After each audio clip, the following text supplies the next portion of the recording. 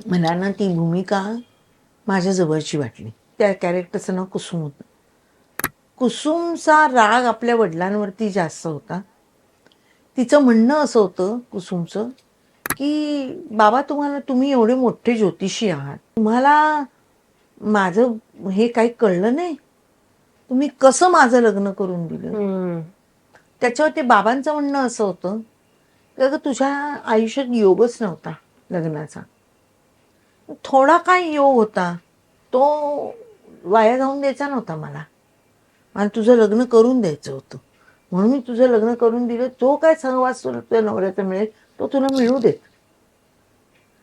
मी का म्हणते की मी त्या कॅरेक्टरच्याच बरोबर मला वाटतं, कारण माझं लग्न झाल्यानंतर, मला मुलगा झाल्यानंतर माझ्या 8 वर्षात माझा नवरा गेला.